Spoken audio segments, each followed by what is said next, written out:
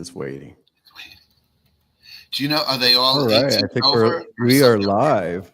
Hi, guys. Welcome. Good morning, good afternoon, good evening, wherever you're joining us from today. I'm Jeremy with Made Management, and I'm excited to be with you guys today.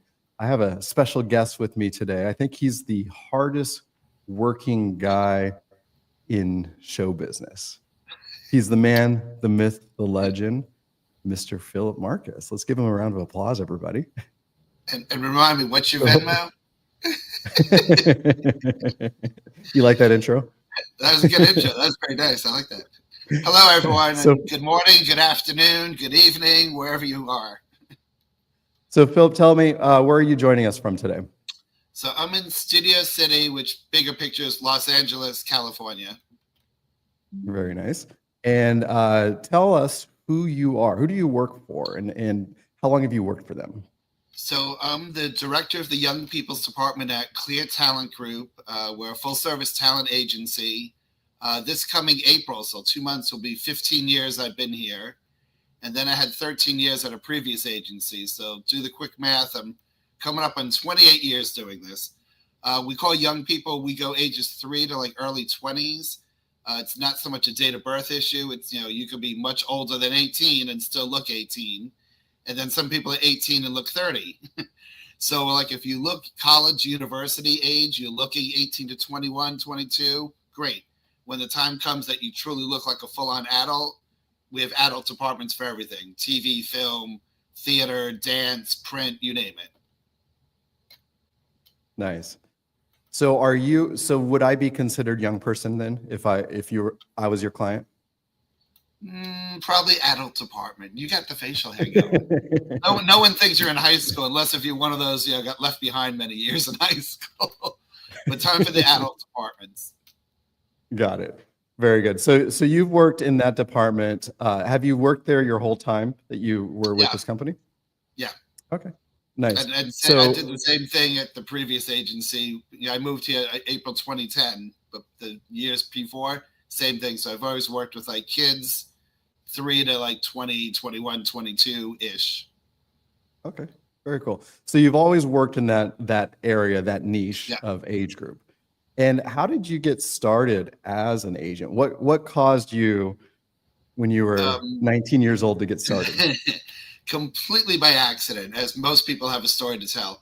I went to college, University of Florida, had a degree in hotel management, moved to California for hotel management, had job interviews lined up, just interviews at different hotels, bed and breakfast, Santa Monica, Newport Beach, up and down the coast.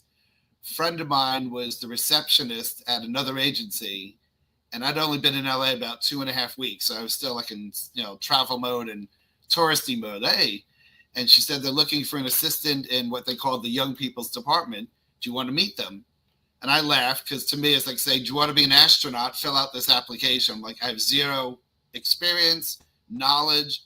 What? She's like, you're not doing anything else. You have job interviews lined up. Do you want to meet them? Had a meeting on Tuesday. They called me about 4 or 5 hours later. Can you start tomorrow? So I literally started this is not what I expected, but this is an adventure. I literally started work the very next day, Wednesday. I worked with the same the two ladies that hired me. I worked with them for 25 years till they retired. Wow, that's amazing. People. Yeah. Nice. So when I moved here in 2010, all 3 agents, we all moved as a group over here. Very cool. And originally, I keep in touch. Originally, where were you from? I grew up in New York. Oh, this accent? Grew up in New York, first 18 years, and then college, University of Florida in Gainesville. And then moved out here summer in 97. Okay. So got to LA and instantly became working for an agent. Literally, I was in LA literally 2.5 weeks. I moved out here mid-August and started like September 5th. Nice. So and obviously they saw something in you that they liked, working in the service industry as an agent, you're having to service clients, right? I've had experience in the past just working with kids, and I could work, just from previous summer jobs, things like that. I could talk to a 3-year-old at their level. I could talk to a 20-year-old at their level. It's a whole different conversation. I get along fine with parents. I always love the entertainment industry, but never in my wildest dreams grew up in New York. It didn't even cross my mind that you could do something as a job. It was like, I like TV. I like movies like anyone else, I mean, back in the day, I'd read Entertainment Weekly, that kind of thing. It's just a fan of. But when we had the meeting, the two ladies and myself, we just clicked. It was a really good meeting. And we spent probably 3/4 of the meeting just talking about our personal stuff. Who are you married? Where you from? Where'd you grow up? How did you get? We really didn't talk much about the industry that much, truthfully. It didn't come up as much. But like I said, I've worked with kids and teens in the past, so we just had a good fit, and even day one, I'm like, all right, I've never dealt with like a phone that has multiple lines. Like, what do you mean put someone on hold and pick up the second line? Like, I was truly disconnecting people left and right. And I look at her and go, oh, they're gone. Like, who was it? I go, I don't know.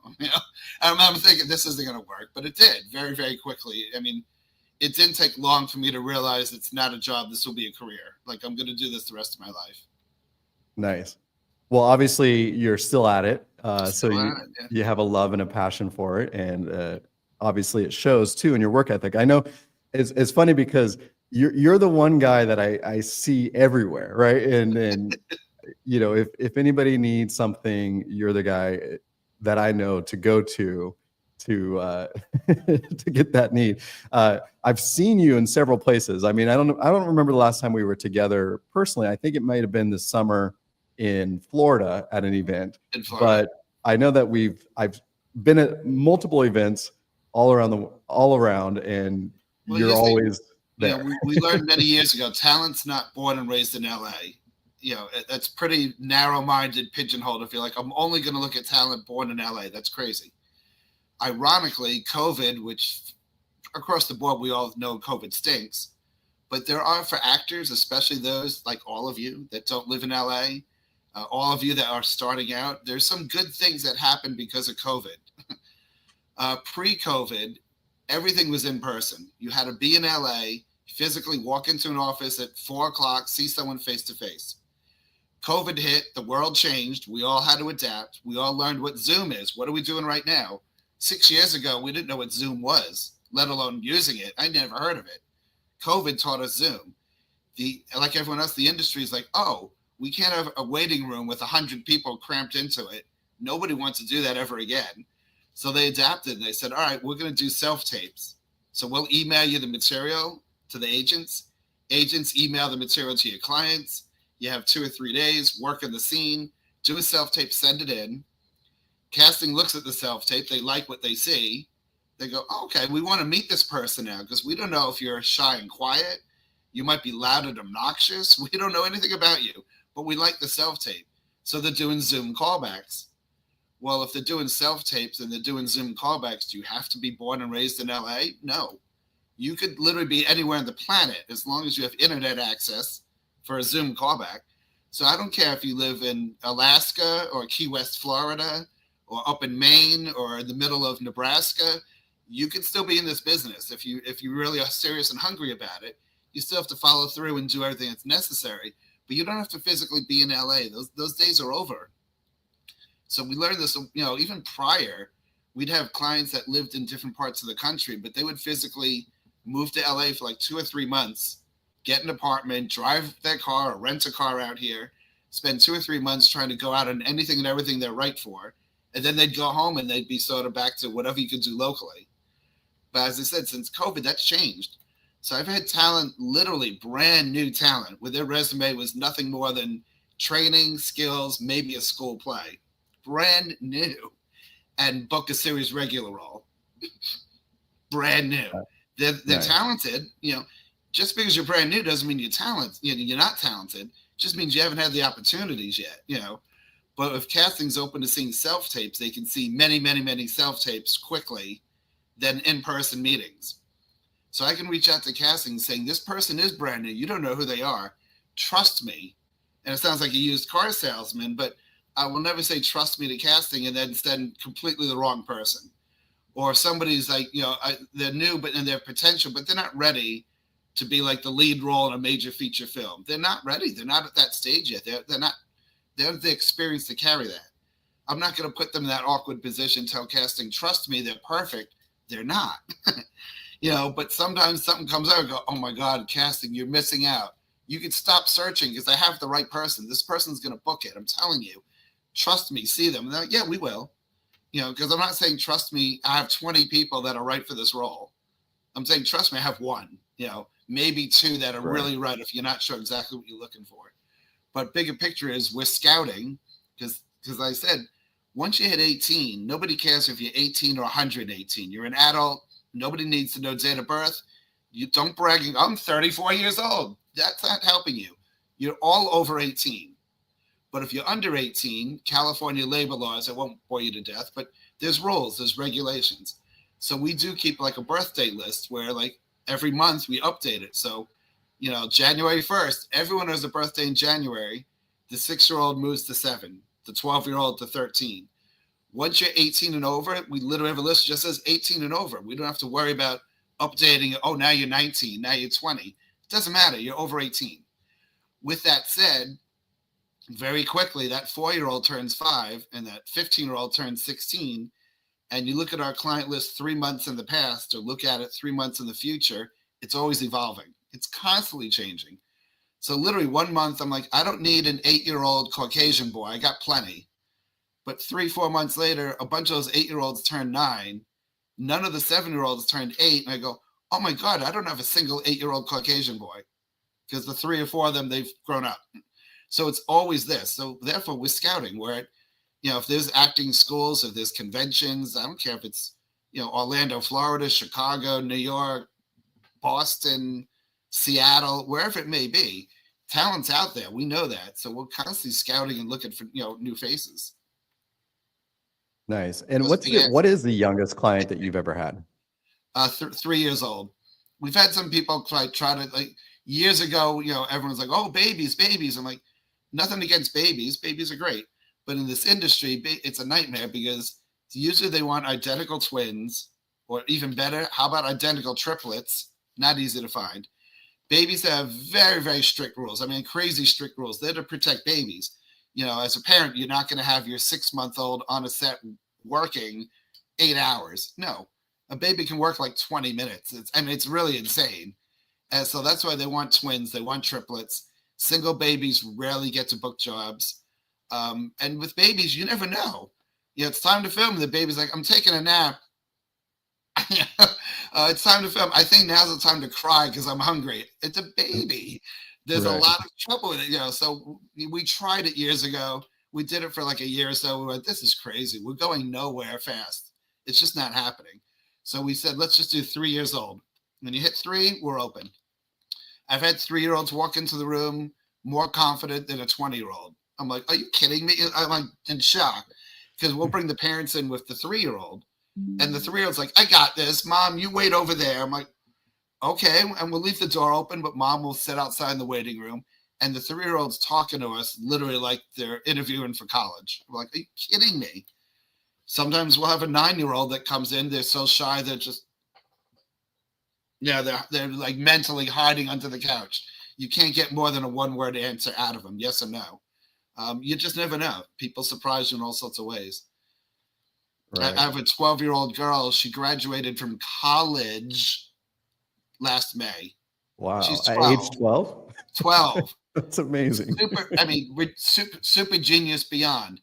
And as smart as she is and is like just whipped through high school like it was nothing, graduated college 12, she's still insanely grounded. She's like, she still loves Taylor Swift concerts. She loves anime. She loves to do jazz and hip hop dance classes.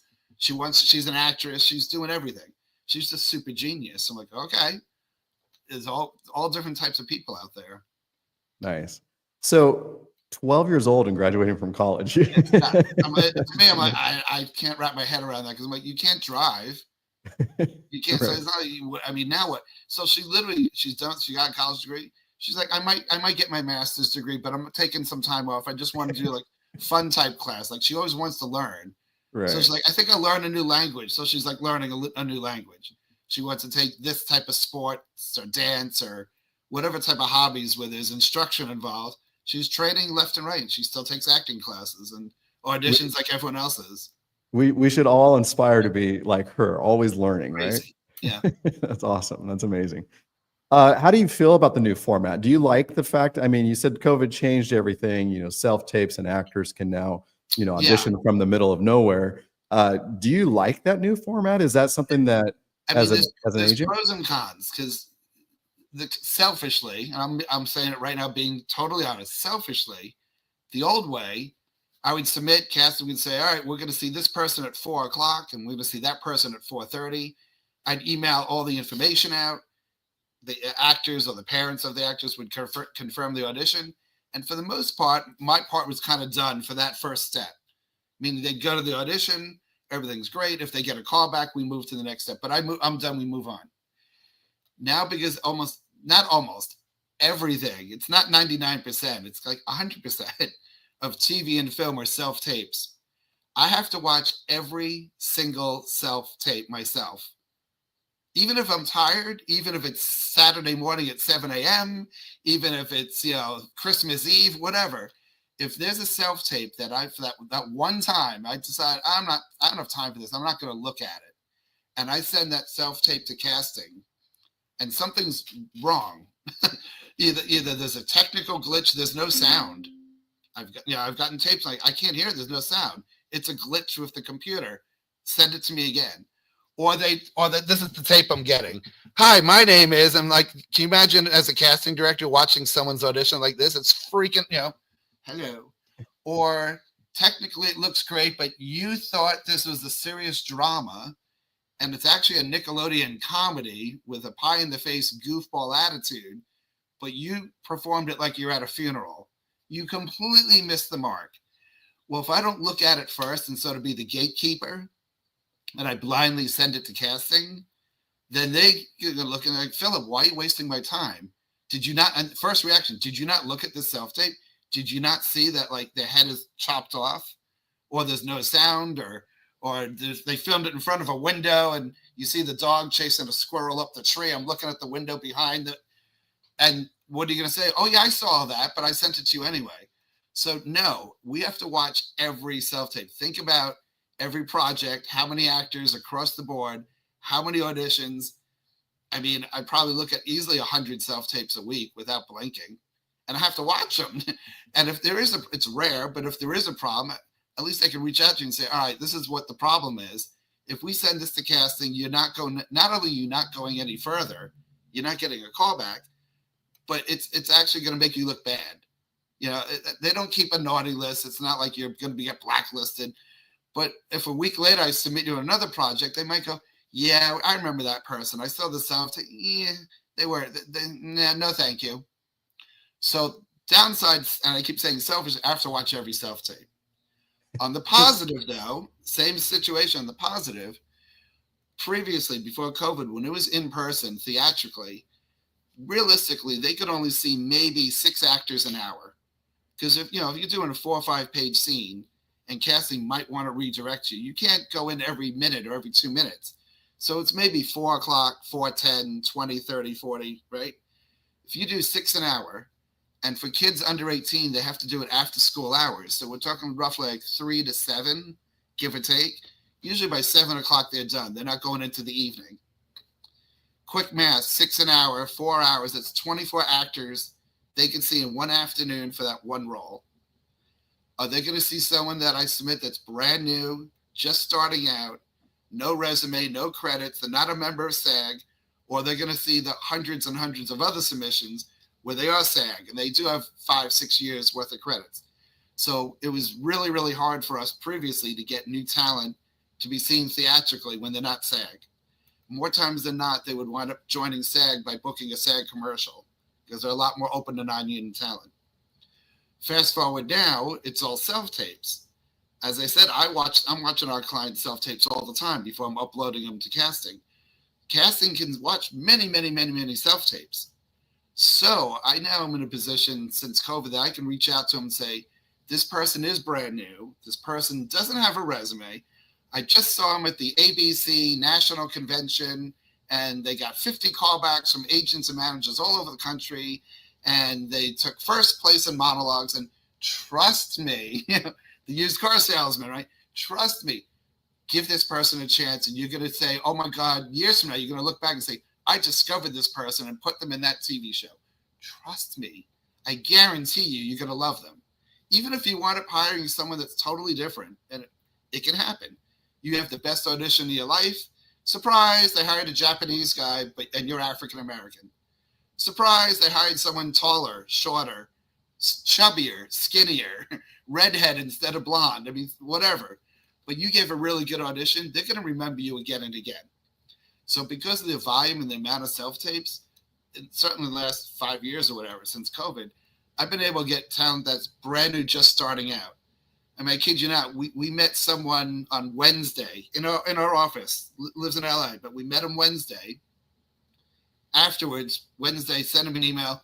Really good. We like you. We want to work with you. Email back. Great. I love you guys. I want to work with you. I said, wonderful. Get your materials up at these casting sites. Here's like a welcome packet with a starter thing. Do this ASAP. So he did. He got everything, got headshots, resumes, the account set up. Last night, 10 o'clock at night, I emailed casting because they put out some auditions. I emailed casting saying, I got a brand new guy. Trust me. They said, okay. 2 minutes later, I reached out and said, it's a national network commercial. Nice, sad commercial, T-Mobile. You can make some big money off this. Do it. He's like, I just got the account on Thursday. I'm like, yes, it's Friday night. Get busy. Because we're working all the time. We're always working. He's brand new. His resume is pretty much training, special skills, but he's the right person for the role. I'm like, he can absolutely book this role. There's no question about it. I'm not saying there's no one else in the world that couldn't, but he could. He's right. I'm not trying to take the square peg and cram it into a round hole. It fits, So our job is to get opportunities. Well, since COVID of the self-tapes, the plus side is we're able to get way more theatrical auditions for new talent than we were before COVID. The other thing I said earlier is before COVID, everything was in person. So even the talent that we represented that lived in other parts of the United States, they would physically have to come to LA for a period of time, whatever worked, 3 months, 4 months, get an apartment, have a car, be able to drive around. It cost a lot of money just for the opportunity to audition in person. As I said, now, because it's Zoom callbacks, I have people in Florida, I have people in Massachusetts, I have people up in Seattle. They're auditioning left and right. They're getting auditions for TV roles, movie roles, filming all over the place. So I don't mind that I have to look at all the self-tapes because the pros certainly outweighs the con that we're getting way more auditions for new people than we would have beforehand. And casting seems to have adjusted. Like everyone's like, will it ever go back? I'm like, casting doesn't want a waiting room of 100 people crammed in there because there's always one person sneezing or coughing. And the whole room's like, they're freaked out. They don't want that anymore. They love this idea. They've adjusted and learned how to use Zoom, how to interact with people, other actors on a Zoom call. They understood how to work a self-tape, that here's the camera. Forget everything else. Just work that camera. Use your imagination of where the other actor is. But it's a different way of doing things. But everyone on both sides of the camera have adjusted. Actors, casting directors, agents. In the long run, it gives opportunities that weren't there beforehand. So I think it's more pro. So the one thing that casting doesn't want to go back to, because they can now sit on the beach, open their laptop and work. And I tell people, I said, let's be honest. They could lie in bed in the morning, the alarm goes off, whatever time they want to get up, because they don't need to be in an office 9 to 5. They can do whatever works for them.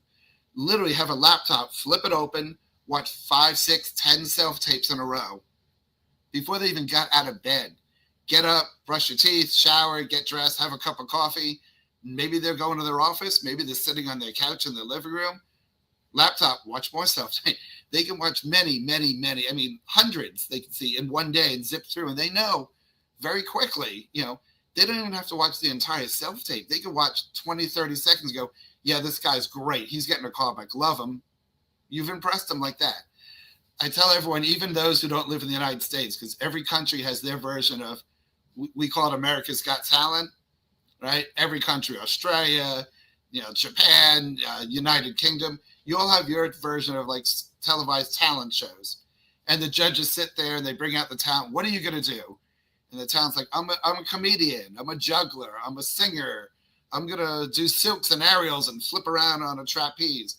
And we at home, of course we are judging them mentally, right? When someone comes on and performs, or The Voice, or American Idol, all the singers, right? You're at home judging them. As soon as they start, performing in 3, 2, 1, go, and they start whatever they're doing, how in your mind, how long before you're like, love you, ooh, hate you, right? 10 seconds, 15 seconds, if you're generous, immediately go, that guy can sing. He's great. Oh God, no, my ears are bleeding. Get him off the stage. Casting, same thing. They know very quickly. And they don't even have to watch the whole self-tape to say, we love you, you're getting a call back, or nah, that's not what we're looking for. Whatever it is they're looking for. And sometimes, casting's at the mercy of the director or the producer. So sometimes they don't know what they want. They're like, we need a girl 16 to 18 years old. Okay. What ethnicity? We're open. Any ethnicity. Okay. Give us the description of the character. Is she very into sports? Is she very into gossip? Is she shy? Is she mean? Is she all about fashion and trends? Is she like, the anarchist that doesn't care about school? What's her deal? Give us as much info so as agents, we're submitting the right talent that can play these roles. Sometimes it's very, very vague and they don't know. Other times the character description is so specific, I'm searching, and I'm like, as much as I want to work in this, I don't have a single person that fits that description. And sometimes it's, it might be a skill set. You need to be fluent Korean and ice skater. Okay. Someone out there is jumping up and down like, I can do that. Maybe I don't have that person. Sometimes it's literally, we need a 16 to 18-year-old female. That's it. I'm like, well, that's everybody. I mean, literally everyone that can play that. Could you be 19 and 20 and play that? Yes. So there's wiggle room there age-wise, but they don't know what they want. And you, as I said earlier, you can have the best audition in your life. Casting's like, man, she's really good. They're making their own separate notes, their own database. They're saving the audition for a rainy day because they like you. But at the end, they wound up hiring an East Indian girl. Sorry, everybody else. They decided to go East Indian. It wasn't specific to the role, but you did a great job. I submit you a week later, like, oh yeah, we love her. Yeah, absolutely, we want to see her. Icing in the cake. Occasionally, casting will email me and saying requesting.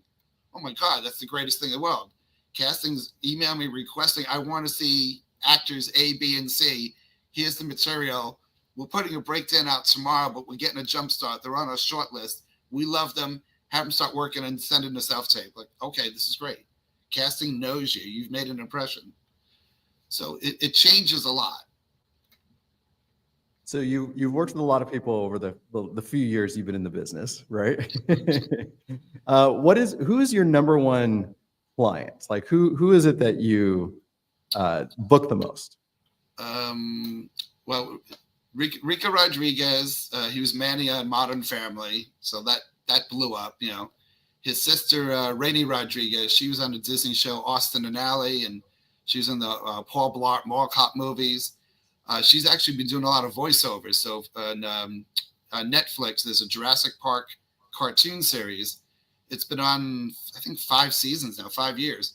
It was supposed to go 1 year, and it was like a filler because they knew like the following summer, the new Jurassic Park movie's coming out. There's like 2 movies ago. And they came up with this cartoon series that takes place in the same time period as Jurassic Park movies. So while you were watching the movie over here, this storyline was also happening here on the island with these teenagers. And the animation's great. It's very Pixar, computer generated imagery, but it looks beautiful. It was supposed to go 1 season, but the ratings went through the roof and they went, we're onto something here. And literally she just recorded this past Wednesday. They're in season 5. So Their brother and sister, small little town in Texas. I mean, a little tiny town. Came out here almost, I think it was like 19, 20 years ago to a convention. Met them at a convention. Ironically, Rico was a little shy and bashful, wasn't 100% ready yet. He was a little, his sister Rainey was like, I got this. She was just like the loveliest type of diva you could imagine. Like she's ready to take over the world. She can sing, she can dance, she's funny, she'll tell jokes. She wants to do everything. And very slowly after she started auditioning, Rico suddenly is like, I'm not shy anymore. I want to do this. So here we are.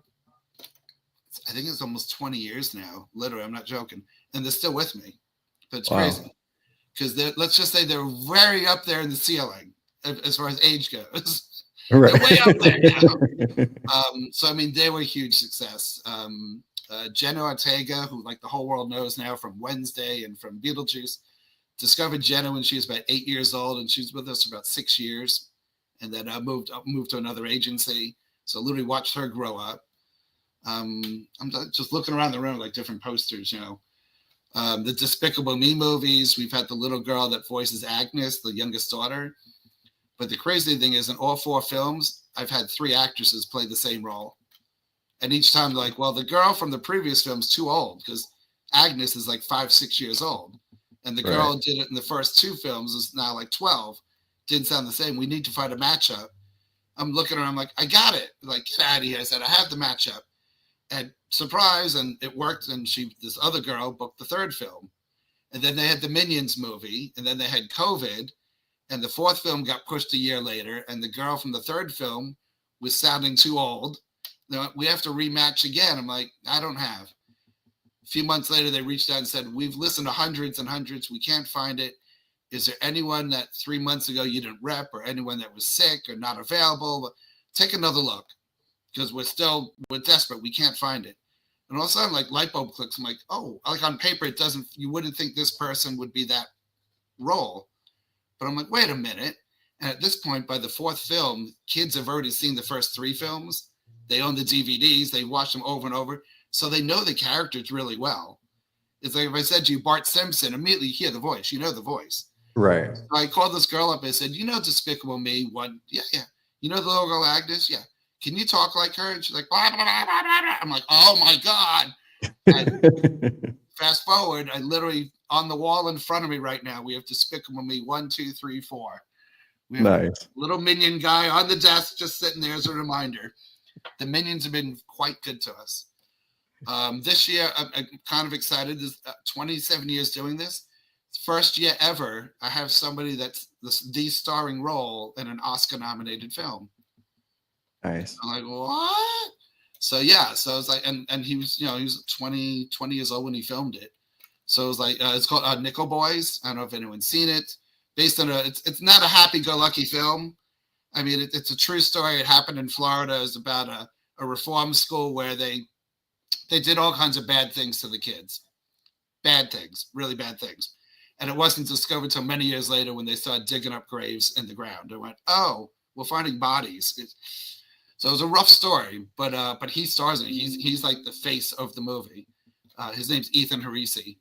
So got nominated for Best Picture, got nominated for a Best Adapted Screenplay. So I'm like over the moon. And Ethan's been with me since he's like 12 years old. And he's like 23 now, 24. So, but first time all these years I have someone in an Oscar-nominated film. So that's pretty cool.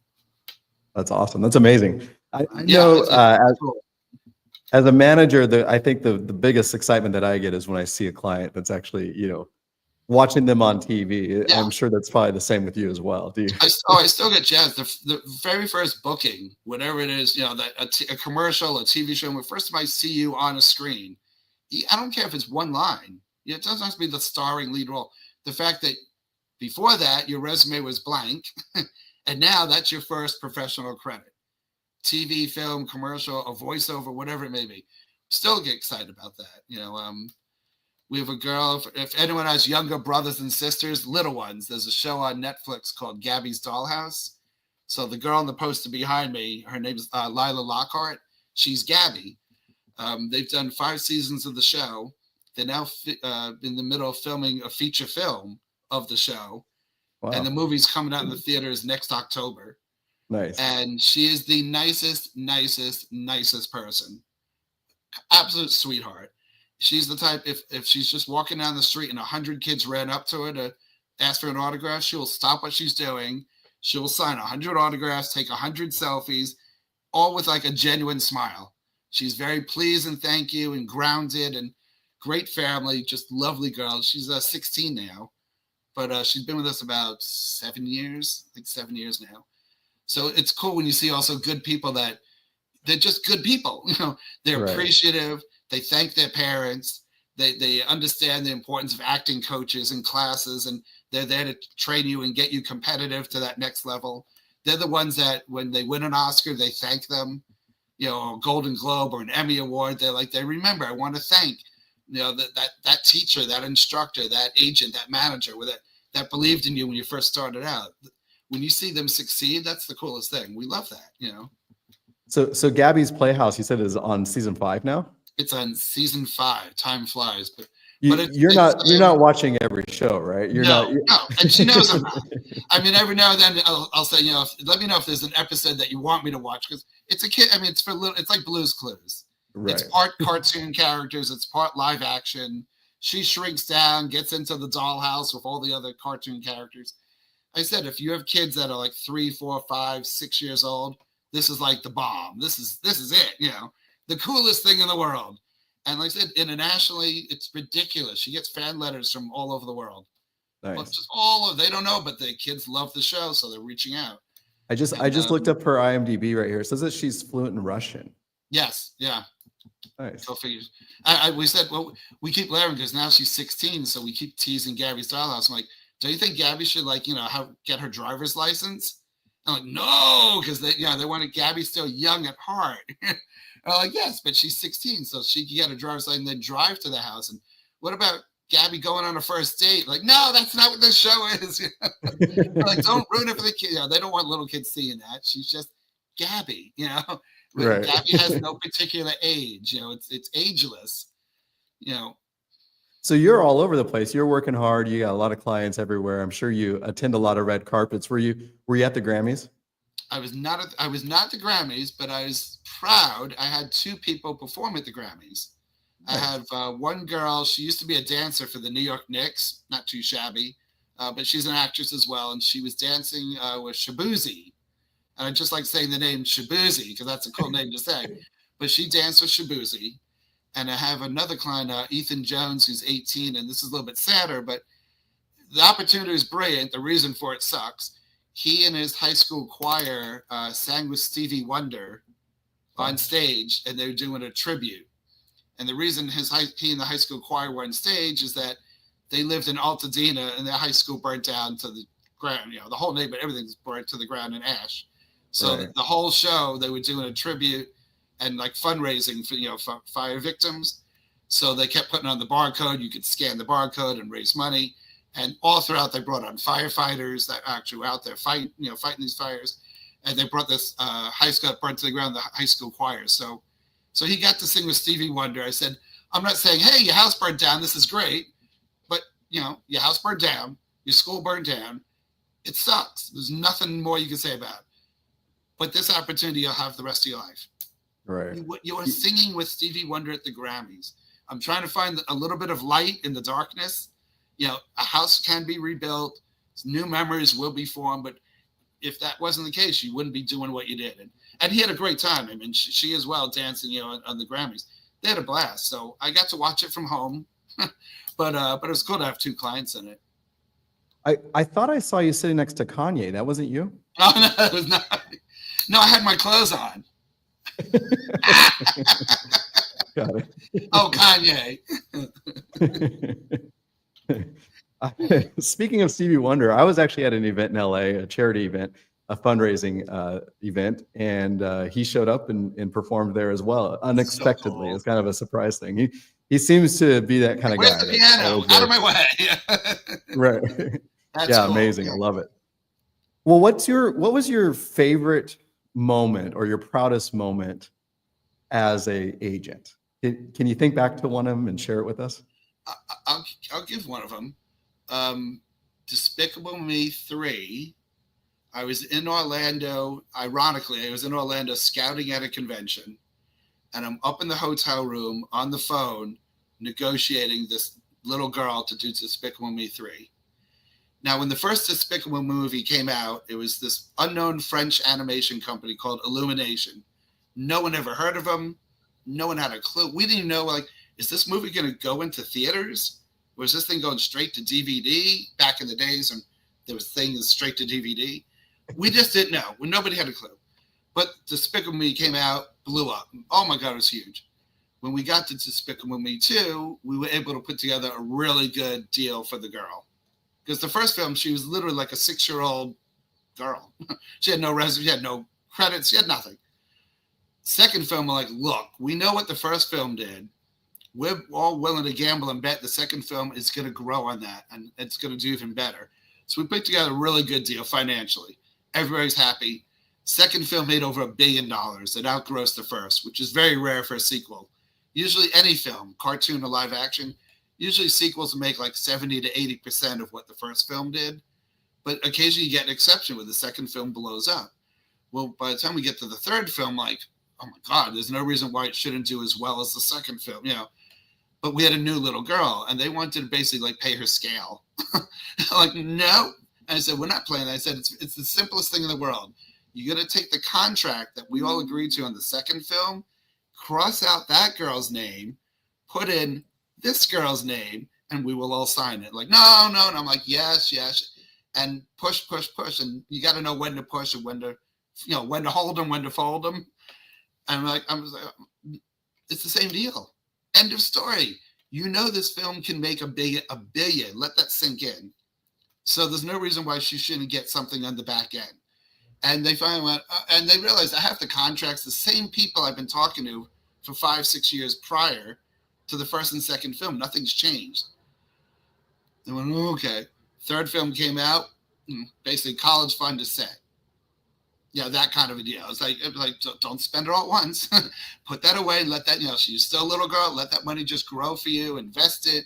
Be smart about it. Don't just go crazy with it. You got the Coogan account, but that's 15%.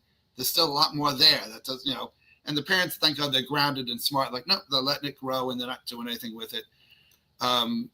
So that particular one, the fourth film was a lot easier because even though it was another new girl, I got the same people on the phone. And we've been talking for about 10 years on the phone now, 10 years emailing each other. It's the easiest contract. You know what I'm going to say. So do I have to say it? You want the same contract as the third one? But yes. Okay. That was easy. But the third one, that was a little bit harder, pushing. That was Right. pretty cool. The other one, now I'm going to date myself here. Older people might remember. Younger people are going to go, what are you talking about? Years and years and years ago, I want to say, I got to do the math, but maybe 15, 17 years ago, we had a Hispanic actor who was in his early mid-20s, but looked very, very young. And he has a resume. He worked. He had credits. So he was a working actor. I mean, no problem. And 2 movies came up at the same time. Nice problems to have. Couldn't do both of them. Like, we got to pick A or B. Pros and cons. Let's weigh them. One movie, first-time writer, first-time director, 0 budget. I mean, no money at all. But it's one of 2 leads.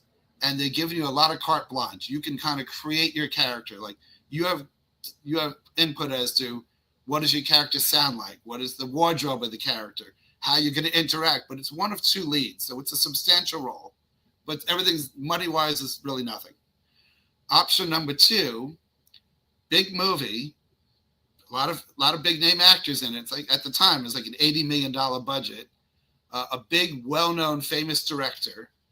However, you're going to be wearing like a soldier's uniform, and you're going to kind of blend in with all the other Hispanic actors wearing the same soldier's uniform. I'm not saying you're soldier number 3. You have a name, you have a character, but it's not going to stand out as much. But there's money there, so there's going to be a much better salary. We'll support you either way. We're not twisting your arm saying there's no guarantees in life. What's your gut telling you? What do you want to do? He said, I want to do that small little indie film. I have the creative choices. Well, fine. Fast forward, like a year later, the movie's come out. The big budget film was Ron Howard's movie, The Alamo. Okay. And it's all right to laugh because like, I haven't seen it, right? Nobody saw it. Ironically, Ron Howard has an amazing career. Right. Biggest bomb of his entire career. Nobody saw it. Nobody cared. Bye-bye. Little indie film, Napoleon Dynamite. No way. Vote for Pedro. He shaves his head. He was Pedro. Napoleon Dynamite got a cult following. It grew. It was in theaters way longer than it probably should have. Made a lot more money than anyone would have dreamt of. He literally worked nonstop for the next maybe 5 or 6 years.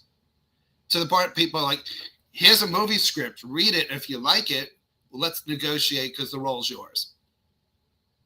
Nice. Oh, you're done with that film? Here's another movie script. Read it. He worked.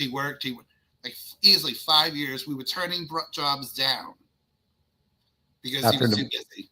After Napoleon Dynamite? After Napoleon Dynamite. It blew up. It was like cultural.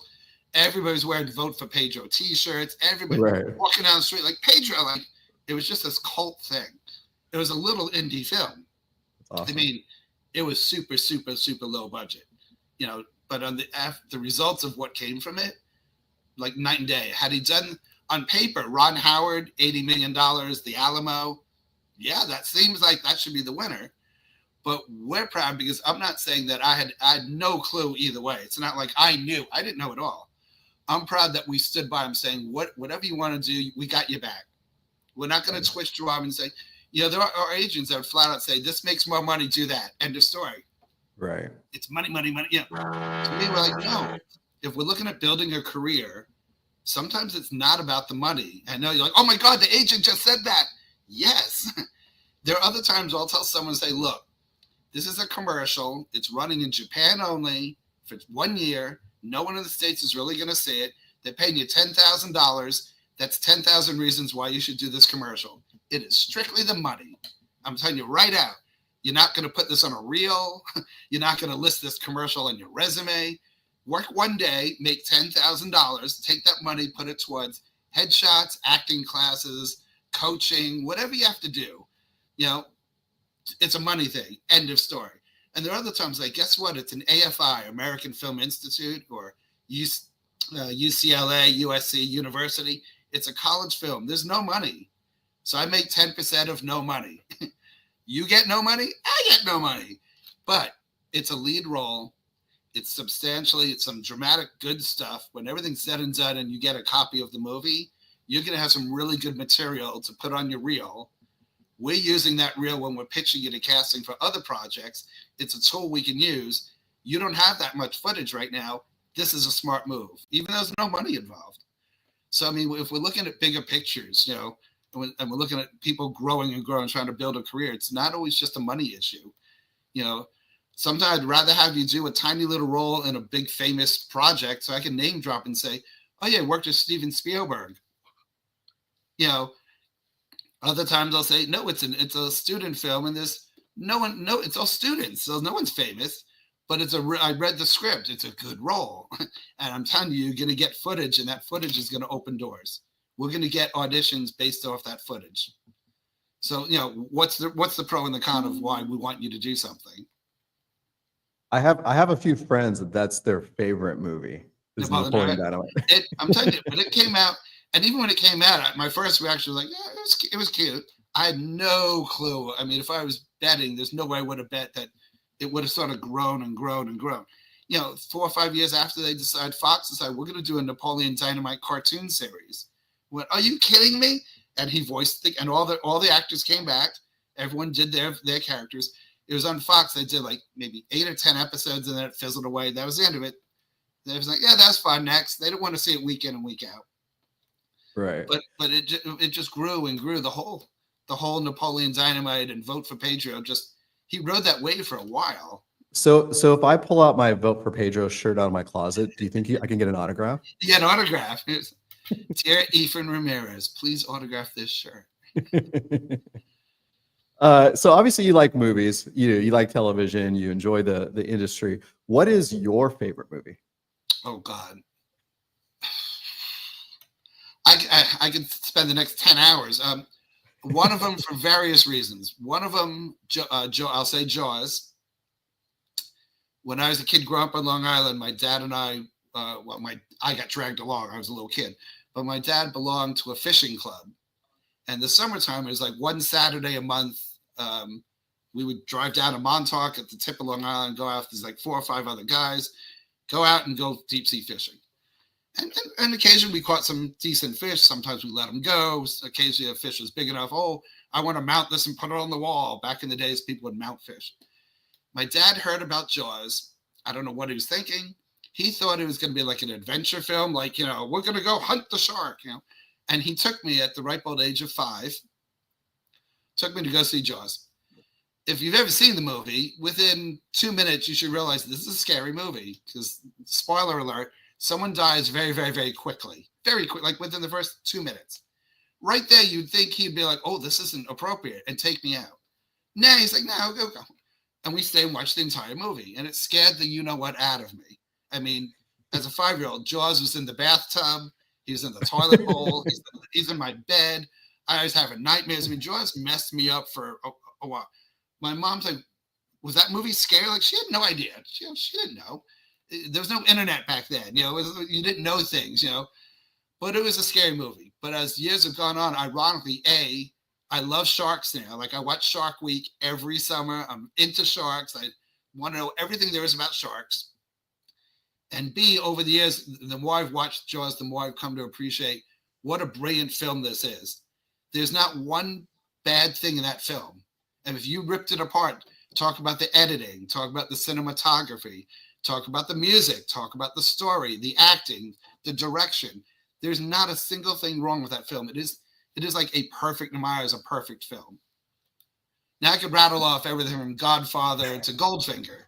Right. Yeah, I like film. I could go on many, many films, but Jaws had a real substantial impact on me. It changed your life. It changed my life, I mean, look at it now, and I'm still like, I can't believe my dad made me sit there with him at 5. I mean, I could barely see over the seats in front of me, little 5-year-old in the movie theater watching Jaws. Parents, if you have 5-year-olds, do not let them see that movie. Very, very scary. If mom was with you, do you think it would have been a different story? Oh, she would have yanked us out of the theater. She would, out of your mind?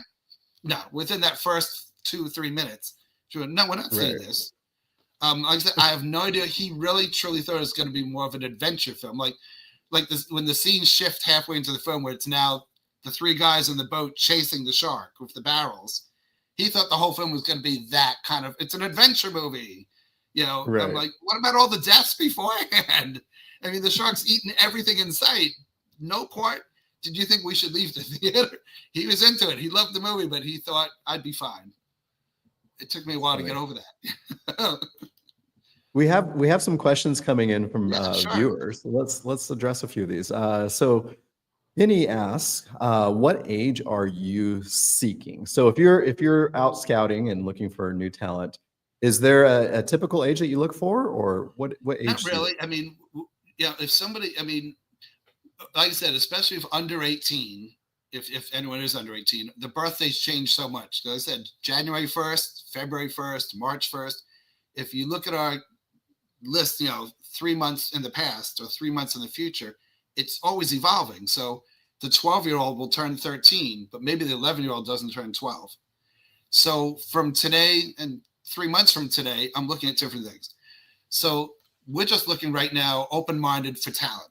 If I see someone, whatever the age is, now if they're too old, if like, no, you look like you're 30 years old, you belong with an adult's apartment, we have that. So I can still take materials and share it with adults' apartments.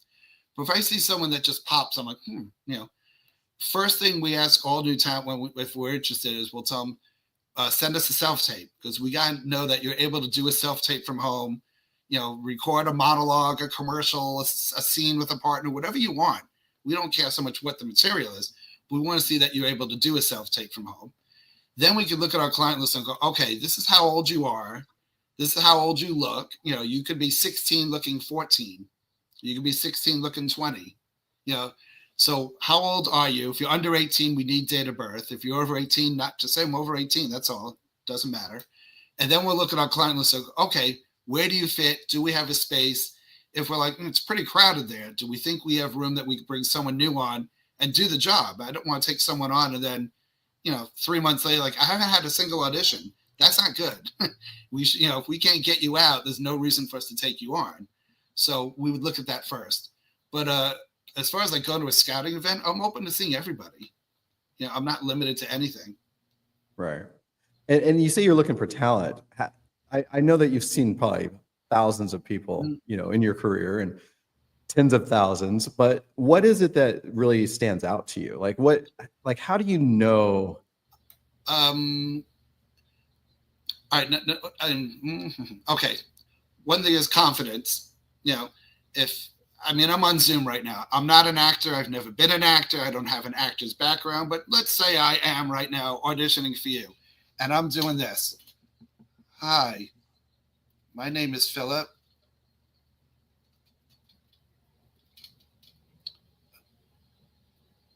I'm going to do a monologue for you. Right? You're like, oh God, what's Sold.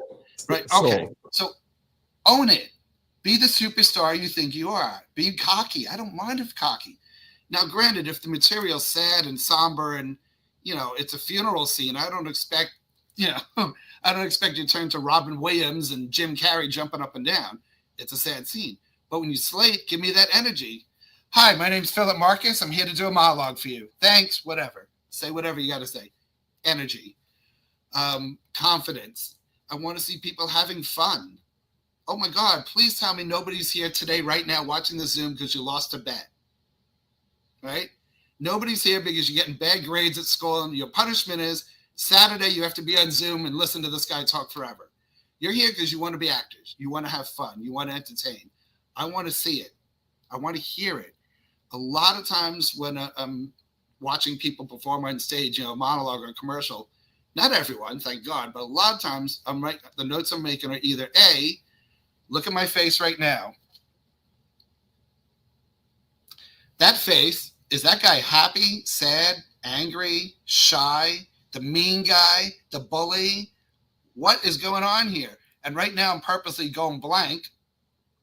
So you're like, I don't know what's going on here. So I'm always making notes, work on your facial expressions. Some people have great facial expressions. They're smiling, they're happy, but their voice is flat and monotone.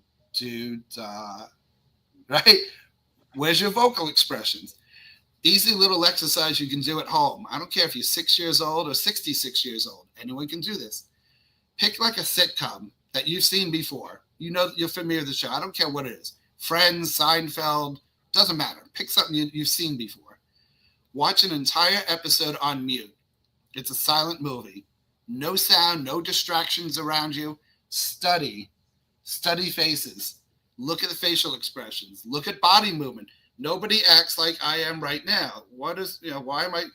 People move, people gesture. They might do that. They might scratch their head. They might rub their chin. They might cross their arms. They might raise their eyebrows. What are they doing? Study faces. Now do the same exercise again. It could be the same episode. It could be a different episode. This time, put on a blindfold. Now it's like a podcast. Just use your ears. Nothing else. Listen, half hour. Blindfold, there's no distractions. You're not seeing don't look at the walls. Don't look at anything else. Get rid of the light, darkness. Listen for a half hour. Listen. Nobody's talking this fast that you can't understand a word that they're saying. If they talk this fast, blah, blah, blah, blah, right? You have to understand the words, enunciation, crisp syllables. If I'm giving you directions, I don't say, make a right, go 2 blocks, make a left. I'd say, make a right, go 2 blocks. There's an X sound, 2 blocks. Make a left, there's a T at the end. Listen to them.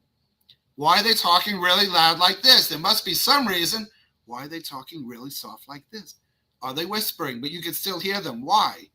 They don't take a deep breath and then spit out 3 minutes of dialogue. That's impossible. You're going to literally turn blue and pass out. When do they pause? When do they breathe? Why are they doing this? Listen, listen, listen, listen. Do that a couple of times. Not all at once. A few days later, find another TV show. Split it up. Listen. Split it up now, right? Mute the TV. Eyes only. Watch. Now, have a friend, a family member, someone on their cell phone record you doing your monologue. Do the same exercise to yourself. Be away from everyone else. Go in the bedroom. Put your own performance now on mute. What's going on here? Someone should be able to look at your face and go, you look angry. You look sad. You look happy. They don't have to know what's going on.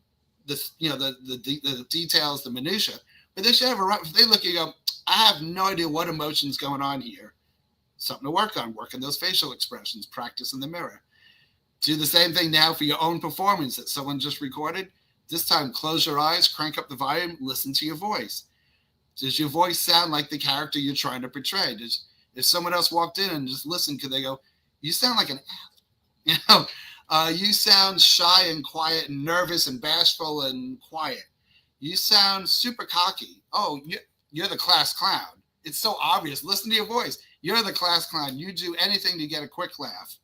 The teachers hate you. The kids love you.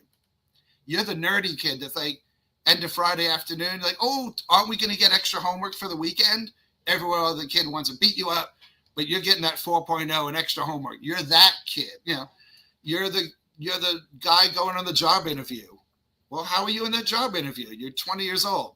Are you shy at the job interview? Are you cocky at the job interview? Are you confident? Whatever the character is, the way it's written, that's fine. How are you performing it? Because more times than not, when actors are starting out, they forget the combination. There's two things here. Think about when it comes to TV and film, you don't touch it, right? Has anyone poked the TV? There's no touching. You don't put your nose to the TV and sniff it. You're not smelling it. Please tell me you don't go over and lick the TV. There's nothing to taste. We're running out of senses. What's left? Sight, sound. So at home, you're watching TV and film. You're looking, you're listening. We as an audience are watching the actors on screen. We're listening, we're looking. We should be able to interpret what's going on by just listening and looking. I love that. There's a whole other thing now, obviously working with other actors. All right, that's a whole other thing. But I'm talking about just you doing a monologue, your individual performance. Every time when someone comes on a stage or someone sends me a YouTube clip or a video link, immediately I'm separating, I'm looking at facial expressions, vocal expressions. Oh, this person's got it. Put it all together, put them together to sell the character. Then I'm like, all right, are you having fun? Is there a little twinkle in your eye? You're enjoying what you're doing. Or you just going through the motions like, all right, that's good enough. Okay, fine, next. Don't send good enough. If you look at it and go, I'm all right, why do you think I want to see it? If I see it and go, he's all right, why would I ever want to send that to casting and have them look at it? I want them to look at something that's going to blow them away and go, oh my God, you're right. This person's fantastic. Yes. Same thing. You need to do it again, do it again. It's another benefit of the self-tapes. You can do it. You have to do 100 times. That's a little crazy. That's a little OCD. No one needs to do 100 versions, But if you do it once, you're like, oh, I should have tweaked that. Tweak it. Do it 2-3 times if necessary. That's about it. You don't overthink it. Don't go crazy with, oh, I should have this instead of that. I mean, if it's such a tiny little subtle thing, no one's going to know the difference. But if you just think, oh, I could have done, then fix it and then send it off. I love that. So Jacob actually asked, what's your advice for new actors? But I think what you just said was perfect for that answer. New actors study the craft. And training. I mean, anywhere in the world, you could relate it to athletes. It's simple enough. If you're in high school, maybe you play sports. Maybe you are. Maybe you're good enough at that sport. You're on like the varsity team. So you're representing the high school and varsity. Doesn't matter what the sport is for this analogy. Who cares? All right. Just because you play high school varsity sport, that doesn't mean you're going to go play it in college. And if you do go to college, competition's higher. You're in the gym all the time, working out. Practice. You play college sports. That doesn't mean you're going to go to professional sports. You're not going to immediately go to the NFL for football, the NBA for basketball. But if you do, oh my God, now you're in professional level sports. We're getting more competitive. You win an Oscar. That's brilliant. You're a fantastic actor. You're going head to head with other type of Oscar winners for that next movie part. It's that much more competitive. Training as much as you can. It doesn't have to be 7 days a week, 5 hours a day. Don't go crazy, but you should be in at least a weekly class. I highly recommend taking an improv class. Guess what I'm doing right now? I swear to you, no script in front of me. I'm just winging this, right? We've been talking for, an hour, whatever it is. We're just winging it. We're talking. Improv skills you will use the rest of your life. Way beyond just acting. You'll use improv skills when you're dating. You'll use improv skills when you're moving on to, a job interview, college. and beyond. Improv skills are killer. Definitely work on that. If you're in a location where you cannot do an on-camera class, then do a Zoom class like we're doing right now. Get on at least once a week, do a Zoom class. If you're in a city that offers opportunities where there's good, solid training, get into a weekly in-person on-camera class. You know, if you could be in person working with other actors, that will help. But Zoom is an option, you know, and both New York, Chicago, Los Angeles, there's some very, very reputable acting schools that will also do Zoom classes as well. Improv, a little harder to do on Zoom. Improv is more of an in-person thing. But first thing that anyone looks at on an actor's resume when they're starting out is the training.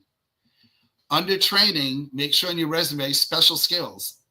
List all the skills you're comfortable doing. You don't have to be an Olympic athlete. Be like, I know how to play baseball. I've played it in school. I know the rules. I know what I'm supposed to do. Put it on there. If you're fluent in a foreign language, don't lie because you'll get called out. But if you're fluent, write down fluent Spanish. If you're learning or beginning, there's nothing wrong. No one's going to yell if you write beginning Spanish, intermediate Spanish. If you write fluent, that means you're reading it, you're writing it. Two people are having a conversation in Spanish. You could jump right in, join the conversation. That's fluent. Brag if you are. If you're not, don't put it on there. If you've taken any type of training for dance classes, musical instruments, you know, piano lessons, guitar lessons, karate class, jiu-jitsu, put it all on there. If you have a passport, a lot of people just take it for granted, like, well, whatever. No, whatever. Passport, put it on there. The streaming services are filming worldwide. You know, just the last 6 months, I've had people in Seoul, South Korea, Tokyo, Japan, Sydney, Australia, Mexico City, Toronto. They're filming all over the place. So when casting emails us a breakdown, big capital bold letters will say, this is filming in Southern Italy, must have valid passport. Because they don't want us wasting their time submitting talent that doesn't have a passport. So those that do, put it on under skills. Just write down valid passport. Easy enough. But training, number one, skills, number two, are the first two things we're looking at.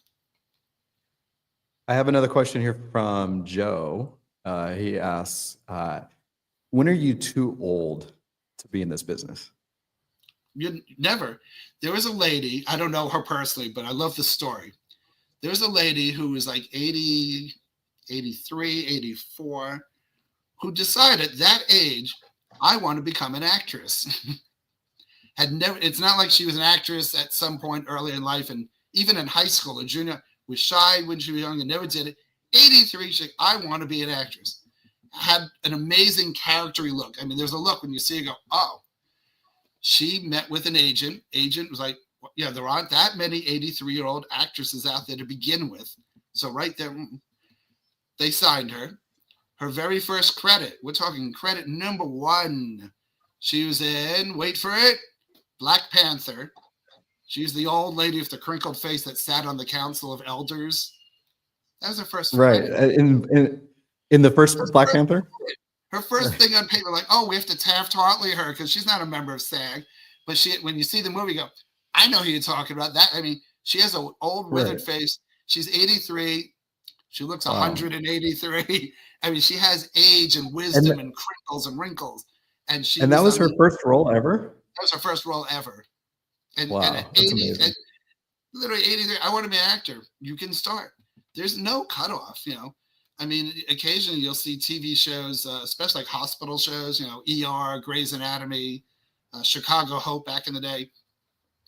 They need a 6-month-old baby because someone just delivered a baby and they want to show a baby in the little NICU unit. And now they got the oldest person they can find come in because he tripped and fell and broke his hip. And he's an actor, but he's 80, 90, whatever. We see breakdowns all the time where like this role is for like an 80 to 90-year-old. Yes, they act. There's no end limit. It's not like, oh, you hit the ceiling. Bye-bye. Sorry. Nope. So, Joe, it's never too late. I know that you're out there wanting to do this. Now's the time, right? Let's see. I have another question here coming in from Stevie. Says that she's 25, but looks 18. Does that work in her favor? And actually, somebody else chimed in and said that she actually looks 14. So, Okay. Number one, no need for anyone to know that you're 25 or 35 or 68. Everybody who's 18 and beyond, you're over 18. Now, granted, if you're 80 years old, we know you're over 18. No one's going to go and question. But you don't have to say, I'm 82. I'm 6. Doesn't matter. Let everyone else decide. There is a big market and has been for decades and decades of 18. They call TPY. It's nothing fancy. It literally means 18 to play younger.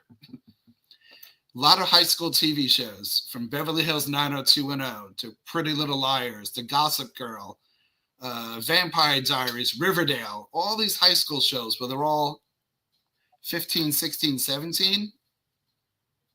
They're all 18 and beyond. Some of them you roll your eyes and go, that dude looks like he's a 30-year-old narc. He's like an undercover cop. No, he's a 16-year-old high school kid in Riverdale. Okay. Yeah. So, yes, if you're 18 and beyond, whatever that age may be, and you can play high school and you embrace it and the way you wear, especially for women, the way you wear your hair, makeup, no makeup, the type of clothes you wear, embrace mentally, I'm 16, I'm 16. You can't think of, I'm 25 playing 16. Nope. I'm 16, I'm 16. How does the 6-year-old talk? How does the 6-year-old act? They're not as wise as a 25-year-old. They might be cockier. They might be shy, whatever the character description is. But if you embrace that and you can play younger, absolutely. Going back to that Napoleon Dynamite thing, we talked about earlier, everyone in that movie, they're high school kids. None of them are under 18. I mean, some of them are quite older than 18. And if we reached out to casting saying, I got a 28-year-old you're going to love, they'd laugh and get shut up. Because it doesn't sound good. A 28-year-old, there's no way they could. I got an actor, he's over 18, so you can work the hours of an adult. Just take a look and like, oh, this kid looks like he's 16. And same thing, I have some actresses that are literally 27, 28, 29, that are playing high school. And nobody questions it. No one's rolling their eyes going, oh, give me a. They can't walk into a bar, even though they're way past 21. I mean, literally, they look, ID. Right? Then they literally walking down the street, if you just maybe go 17 years old, I'm 28. They don't need to know that. You're over 18. And vice versa. If there's a role they want a college girl. She's 18 to 22. Great, you can play that. They want, no, this is out of college. We don't have an age range, but out of college, whatever that means. And she's, it's her first job. She's working in the office building. Fine, put on some professional clothes like you're at a job, and whatever age, they're not specifying. Early 20s, whatever that means. You can be 28 and still play early 20s. Guys, I mean, it's not like wake up, go, I'm going to wear my hair this way or that. Guess what? Woo! I have short hair. That's it. I could put on a sweatshirt. Immediately I was go, he's in high school because he's wearing a sweatshirt. No. Like an older guy wearing a sweatshirt. So, but women, you understand what I'm saying. Makeup, no makeup, how you wear your hair, the type of clothes, you could play with the age range. So definitely 18 and up that can play high school, big market. There's a lot of stuff out there. I think going back to even like the High School Musical series, right? Mm-hmm. I think by the final movie, they were all married. Some of them had kids. Yeah, they're still, in Absolutely. High school. I said, sometimes they pull it off well. I mean, there are some actors out there playing high school roles that people are shell-shocked when they find out they're real. It's like, no way. And there are other actors where the minute you see him, you're rolling your eyes going, I mean, he just shaved this morning. Why does he have stubble at 10 a.m.? The guy, he looks like a 28-year-old man. He doesn't look like a 60-year-old, but whatever reason, they hired that person. Who knows why? There must be some reason they went with that person. But those that can pull off, playing younger have an advantage. Yeah, embrace it while you can, right? Exactly. Yeah. Well, good. Well, I know that we're running out of time here. I know that your time is very valuable and limited. I'm sure you're getting blown up by all your clients right now. But can I ask you one last question before we sign off today? As far as a brand new actor who's sitting here watching this today, what piece of advice would you give them that would actually elevate them above everyone else? Like, what's one tip that they can do if they're going to go in and be seen by you? What is the thing that really makes them stand out in your mind above. Yeah. Anyway. Especially 18 and up. I mean, with kids, it's different. Mom and dad, school, I get all that. Let's say 18 up, though. Be proactive. You can't just sit back and go, oh, I'm going to win the lottery today. It's going to just fall into my lap. You have to be hungry. You can't just sit back and wait for things to happen. One of the things you can do, and I don't care if you're in England, Australia, Tokyo, Japan, United States, wherever you are, get on the internet. Yay, the internet. Find out within a reasonable drive, whatever you consider reasonable, from where you live, an hour, maybe 2-hour drive. Find out the colleges and universities close to you. Find out if they have a film school. What people don't realize, they kind of get confused. There's a film school. The college students in film school, they're learning everything behind the camera. They're learning how to make a film. So they're learning all the pieces of that puzzle, cinematography, editing, wardrobe, makeup, blah, blah, blah. They're not the actors in the film. A student film start to finish could be maybe 5 to 7 days. It's fast. Boom, boom, boom, boom, next. So in one college semester, they could easily do anywhere from like 8 to 10 student films. Find out if there are student films, who's the dean, who's this teacher. Find this out. Reach out to them. Do they ever do an open call where you can go in and meet them in person, just to introduce yourself? Sometimes they'll say yes. Maybe they're open to it. Maybe they'll say, no, I don't want to do open calls. You can't just say thanks, goodbye. Okay, can I email you my headshot, my resume, and like a short, just a short video? It's like a minute monologue so you can see what I can do. What student film are you doing right now? And they might say, oh, we're doing one right now, but it's all about senior citizens living in a retirement home, and all the roles are ages 60 and up. Oh, okay, that's not me. You can't just say thank you, goodbye, end of story. Keep it going. Okay, when's a good time for me to check back with you? Call me next week. Well, what's a good time? When are you in your office? Because if you're a teacher, if you're not in the classroom, you usually have office hours. So they might go, oh, I'm in my office Monday, Wednesday, Friday, 8 to 10 a.m. Make notes. Make notes of who you spoke to. But next, whatever he says, next Monday, Wednesday, Friday, 8 to 10 a.m., call up. You don't remember me. We spoke last week, and I told you I'm an actress, and I have my headshot and resume. And when I spoke to you, you were doing a film about senior citizens, and you told me to call you back Monday, Wednesday, Friday from 8 to 10 a.m. So call him back. Want to see if there's anything right. I'm over 18, but I can play 16 years old. The person on the other end is going to be blown away, impressed that, oh, my God, you're paying attention. You're remembering. You wrote notes. I'm blown away. If somebody sends me an email, dear sir, I roll my eyes. I'm like, such horseshit. Pardon my French, but it's horseshit. Don't give me that dear sir, dear ma'am. Someone else will email, dear Philip, we've never met, but I went to the website and I saw you went to University of Florida. I too went to University of Florida. I'm a Gator. That's so exciting. I recently moved to LA, blah, blah, blah, blah. And I'm like, you've done your homework. You actually checked me out. I get, I said earlier, we work with young people. I get people all the time emailing me for representation. They have no clue what I do. I have people like, I've been dancing since I'm 3 years old. My resume is a mile long. Dance, dance, dance, dance, dance. Yes, we have a great dance department. We have a killer dance department. It's probably like top 3 in the United States. I'm not a dance agent.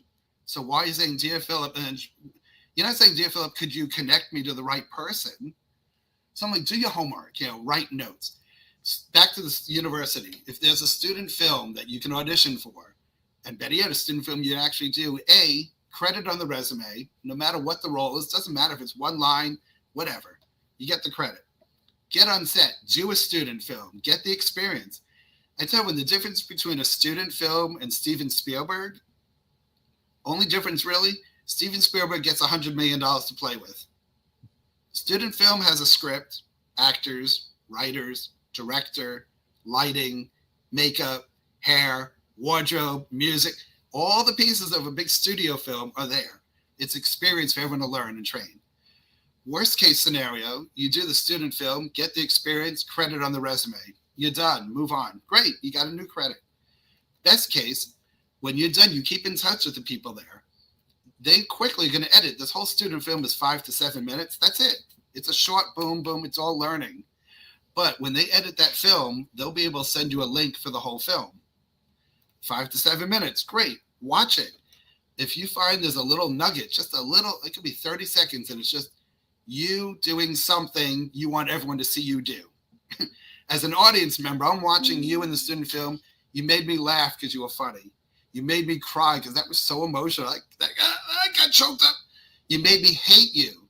You made me pity you because you're just sad and pathetic. You scared the out of me. Oh my God, you're a serial killer. You scared me. Oh my God, oh my God. Maybe you get to do a foreign accent. Wow, I didn't know you were Australian. I'm not. I'm from Kentucky. Oh my God, you do a killer Australian accent. Maybe you sing a song. Maybe you do a skill set that, whatever. If you're watching that student film and there's just a little section there of something worth bragging, you can now email that to me or to anyone, agent manager, saying, I just did the student film. Cue it up to 3 minutes and 10 seconds. Tell me what you think. And I've done this plenty of times where literally I will time out myself, stop what I'm doing. Now I'm intrigued. All right. Cue it up, 3 minutes, 10 seconds. I'm watching, and it does exactly what it's supposed to do. I'm like, this is really good. I may back go, wow, this is fantastic. You definitely put this clip on your reel. I've taken clients that we rep. I've taken student film clips that they've worked on, taken those clips, emailed it to casting, saying, cue it up to 3 minutes and 10 seconds. What do you think? 5 minutes later, they'll email me back. She's brilliant. Yes, let's set her up for the thing you submitted on yesterday, like the paying job. So student films, but you can't just sit back. No one's going to find you. You have to find them. You have to be aggressive in that sense. We've had actors that decide they're going to start up their own TikTok, their own YouTube channel. You don't have to. People ask all the time about social media. Is it necessary? It's not necessary. If it's something you love, it's another tool to get your expression, your art, artistic, whatever out there. Go for it then. Create a YouTube channel. Do whatever it is you want to do. You want to do little sketches, you and another actor friend. You're going to do goofy sketches, fine. You want to do one where you're singing because you really are a good singer and you want to sing something, be my guest, sing. Don't feel like you have to do it because people are looking for the numbers. Oh, you only have X amount of followers on TikTok. I don't like you. No, we don't care about that. That's that tiny, that's not the icing on the cake. That's like the little cherry on the ice cream sundae. I like the ice cream sundae. If I don't have the cherry, I'm fine, right? So don't think you need social media. But it's an outlet. There are people who are actors that also someday want to direct. I'm like, what are you waiting for? Like, well, I don't know what I'm doing. I'm like, do you have access to a camera? It's called your cell phone. Do you have a friend from your acting class? Can you write a 2-minute little sketch? Can you direct it and learn from it? Yes, be aggressive, be on top of things, So student films, absolutely. Anything in the local community, wherever you live, if there's any, websites where they're looking for actors, so you can do anything on camera. We're not judging. I don't care if it's a commercial for a local mom and pop restaurant, and the entire commercial, you're literally just sitting there with a bowl of spaghetti, and all you're doing is eating spaghetti. And the voiceover says, come to Mama's house Friday nights, $2 off before 6 p.m. I don't care. You did a commercial. Bravo. Get in front of the camera. Anything, industrials. I said earlier, student films. Sometimes they're filming a big project, but they're filming it in a certain location that's close to you, and they're in much smaller roles, so they want local actors. They don't want to fly someone from New York or LA, and they're filming it wherever they're filming it for like a line, a role that has 1 or 2 lines. They're local actors all over the world. They'll find them. Reverse engineer, you find them. Get creative on the internet. Do those Google searches. But those are the ones that are impressive. When someone comes in, I'm like, you've never had an agent? Nope. You never had a manager? Nope. How did you get this resume? How did you do it? I was hungry. I went online. I found this website. I sent headshot and resumes to 60 different people, and 3 of them responded, and all 3 of them led to opportunity. You're winning. You're so winning right there. But I tell you, the cool thing about the internet is the world's at your fingertips. If you have a question, Google it, right? It's there. So I know certain cities will have more opportunities. Some cities, like there's very little acting stuff around us. All right. Reach out, find out really good acting classes in different parts of the United States. New York City, Los Angeles, Chicago. Because of COVID, a lot of them opened up and did Zoom classes. You could do Zoom classes for training. Check them out. Find out how long are the classes, how much do they cost. No one legit's trying to sign you up for like a lifetime membership. They're not going to say, well, the first payment of $10,000, no, run away, investigate, check them out, go to their websites, find out testimonials, but build your own resume. You can't just sit back and go, well, until I get discovered, make it happen yourself. Those are the ones that impress us. Like I said, a guy like about a week ago sent this long-winded email, but it actually was a really good read. Like it wasn't like BS, and everything made sense. And I'm like, it's like really well written. And we met him. We found out that the mom and dad, they support him, but they had nothing to do with it. This kid was a 16-year-old guy. He wrote this on his own. And they were like, you wrote that on your own? Right there, the email alone, I was impressed. I'm like, and then we move on. All right, can you act? We move on to the other things. But think about that. When you're reaching out to people, do your homework. So even at the university, don't reach out, dear sir, dear ma'am. Find out who you're reaching out to. Hey, I'm trying to get in touch with Tom Smith. Tom Smith's not in his office till Wednesday from 4 to 5. Do you want to leave a message? No, don't leave a message because they don't know who you are. You're a stranger. They're not calling this stranger back. Oh, he's in his office Tuesday, 4 to 5. Make a note. Tuesday, call back. He's in his office. Find out, who you're talking to. So it impresses people like, oh, wow, you did a little bit of homework. You did a little research. I'm not just the voice on the end of the phone. So to sum it up, you're saying always be looking for ways to train or to better your craft and do your research. So if I'm reaching out to you, my next email will be, Jaws is my favorite movie. And I heard you love it. I've had people because there are things on the bios on our website, and I've had I'm a huge James Bond fan my whole life, obsessive James Bond fan. I'm wearing James Bond socks. I kid you not. He's like, prove it. No, I really am. Anywho, people have reached out and said, I hear you're a James Bond fan. What's your favorite James Bond movie? Okay. And I'm like, okay, at least I get it. You went to the website, you read the bios, you did some homework. It's not the generic to whom it may concern. I am an actor. I think you're the best. I'm like, stop. Do that little bit of homework of who you're reaching out to. It goes a long way. People respect that. That's awesome. Love that. Well, Philip, thank you for taking the time today. We appreciate you being here on your Saturday morning there. And thank you for joining us. Thank you for letting us pick your brain and learning a little bit more about you in the industry. And we appreciate it. And I look forward to seeing you on the next one, whenever that might be in the near future, hopefully. So stay safe out there. Good seeing you and enjoy your weekend. Thanks for joining us, everyone. We'll see you on the next one. Thank you, everyone. I'm glad you were able to join us this morning, and hope some of the things I said will resonate and some words of wisdom will help you out. All right, take care. And vote for Pedro, everyone. Vote for Pedro.